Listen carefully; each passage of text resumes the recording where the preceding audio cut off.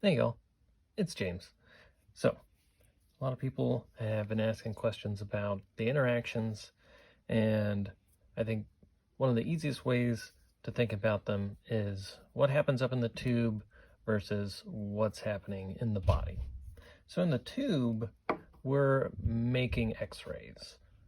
So this is our nucleus, the N with the positive because it's got a positive charge because of all the protons in there.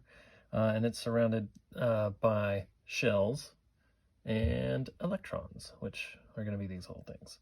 So we've got electrons here in the inner shell and around the outer shell.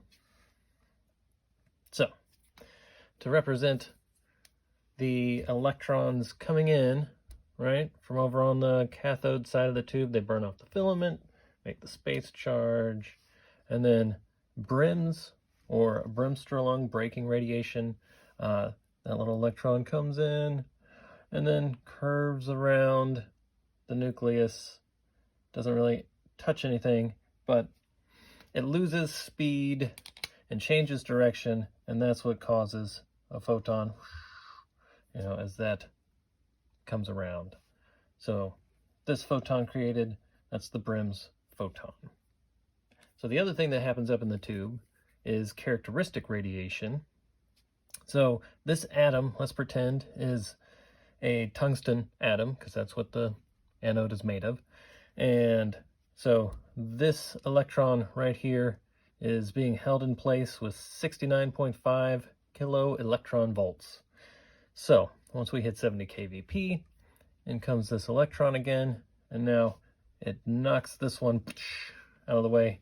They both fly off, knocks that one out, and now there's this hole left, right, in the shell, and the atom doesn't like that.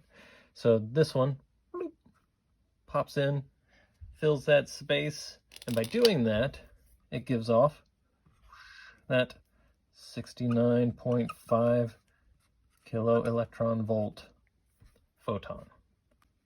Okay, now we're down in the body, and I'm going to talk about 3 different interactions down here. And now these are not electron interactions anymore, because we've created our photons, and so now we're talking about photon interactions. So first one I want to talk about is the classic or coherent interaction. So you have this really long, lazy photon comes, and it interacts with the entire atom, just kind of excites it, and shoots that off in another direction. The atom doesn't get ionized, nothing changes about the atom, and it scatters the photon. This is kind of uncommon in X-ray, but it happens every once in a while, so they talk about it. Then we've got the Compton interaction. So the coherent one, the classical, it was also called unmodified because it doesn't change the atom. Compton interactions are modified because it does change the atom. So here it comes in, interacts with an outer shell electron, which ionizes it and knocks it out. And so that goes off that way. The photon loses some energy because it had to give up energy to knock out that electron there. And then it goes off in another direction with less energy. And it can go in any direction, right? Go that way, whatever. So that is Compton. Usually it occurs with an outer shell electron, and it produces a scattered photon. The last one I'm going to talk about is the photoelectric effect. Same thing, we got our little photon coming in.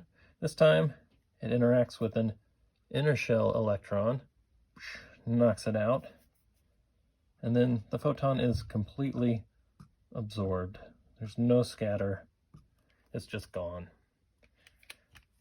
But, right, there's always a but. What happens here is the same thing that happened up in the tube, where now there's this empty hole, and the atom doesn't like that. So, whoop, fills it in, and it creates a secondary photon from this jump right here. And so sometimes a photoelectric effect can have a characteristic interaction happen as well.